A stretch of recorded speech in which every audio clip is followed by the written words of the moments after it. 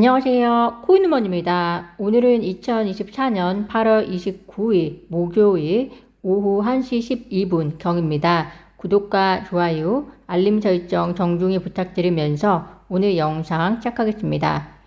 엔비디아 실적이 발표가 되었습니다. 매출과 순이익 모두 예상치를 상회했는데요.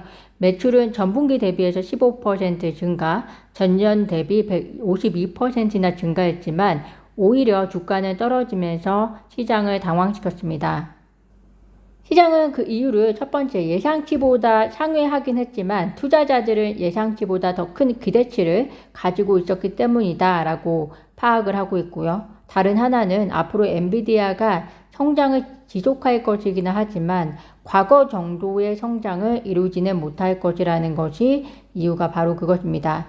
엔비디아로 오늘 영상을 시작하는 이유는 엔비디아가 현재 기술주 등의 주식시장을 리드하고 있기 때문에 암호화폐 시장에도 주는 영향 여부를 고려해야 하기 때문인데요. 결과적으로 엔비디아 및 나스닥장에는 부정적인 영향을 끼쳤지만 비트코인에는 이렇다 할 영향을 주고는 있지는 않다라고 보입니다. 만약 엔비디아가 굉장히 큰 실적 발표가 있었다면 투자 자금이 엔비디아로 쏠리면서 비트코인의 추가적인 하락 영향이 있을 수 있고 반대로 실적이 나빴다면 위험자산으로서 비트코인에도 나쁜 영향을 미칠 수 있었을 텐데 실적은 좋으나 투자자 심리적인 기대감보다는 낮았기 때문에 그리고 비트코인이 이미 어느 정도 매도 매물이 소화된 상태였기 때문에 암호화폐 시장에는 큰 영향을 주지는 못했던 것으로 보입니다. 분석가들에 의하면 이번 비트코인이 하락한 것이 고래 매도 탓도 있다라고 이야기를 합니다. 즉 비트코인 하락 직전에 현물 거래소 입금량이 증가했는데 이 중 일부는 1000에서 1만 비트코인을 보유한 고래들 물량이다라고 전했습니다. 고래들은 매도와 함께 롱 포지션이 청산되면서 차익 실현을 위한 기회를 다시 살펴볼 것이라고 보는데요. 아마도 며칠 있으면 유명한 고래 중 하나인 미스터 백이 비트코인을 추매했다는 소식을 접할 수도 있지 않을까 생각을 해봅니다. 그만큼 암호화폐 시장은 변동성이 여전히 많은 시장이기 때문에 투자하시는데 개인의 신념과 충분한 정보를 통해서 내 포지셔닝에 대한 결정이 있어야 할 것으로 보입니다. 암호화폐 금융 서비스 플랫폼 매트릭스 포트가 보고서를 통해서 비트코인 가격 기준 59,000달러를 지지하지 못할 경우에 시장에 더 큰 매도 압력이 발생할 수 있다라고 설명했는데요. 현지 시간으로 8월 28일 기준 비트코인 현물 ETF가 27일에 이어서 순 매도가 발생했습니다. 보시는 바와 같이 아크 인베스트가 양일에 걸쳐서 큰 규모의 유출세가 발생했고 이것이 시장에 주는 영향도 적지 않았던 것으로 보이는 만큼 지금으로서는 현물 ETF의 순유입이 언제 되느냐가 비트코인 단기 전망을 확인하는 가장 빠른 소스가 될 것으로도 보입니다. 이더리움 현물 ETF에 대한 기관들의 관심이 생각보다 적어 보입니다. 그레이스케일에서 유출이 일어나고 있는 상황에서 다른 기관들에서는 이를 상쇄할 만한 유입이 일어나고 있지 않다 보니까 순유출이 계속적으로 일어나고 있는 상황이고요.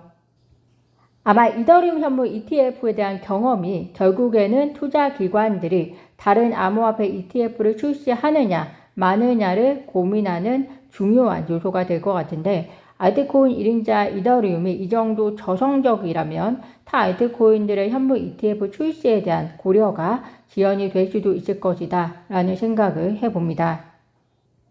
이더리움이 최근에 저조한 퍼포먼스를 계속 보여주고 있는데요. 그 이유에 대해서 스파돈 체인이 X를 통해서 이더리움은 지난 한 달간 두 차례 급락 23.5% 하락했는데 급락을 야기한 매도 배후에는 이더리움 재단 그리고 암호화폐 마켓 메이킹 업체 점프 트레이딩 그리고 ICO 참여 고래자들이 그 영향을 제공했다고 하니까 참고하시면 되겠습니다.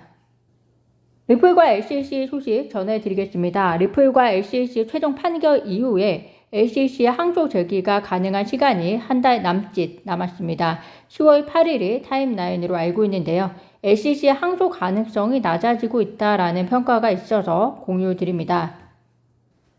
우선 암호화폐 분석가 미스터 후버는 LCC가 9월 미국 연방준비제도의 금리 인하까지 항소를 보류할 가능성이 있다라고 언급하면서 그 이유가 SEC가 보통 시장 조건에 맞춰서 소송을 제기하는 특징이 있다라고 이야기를 합니다.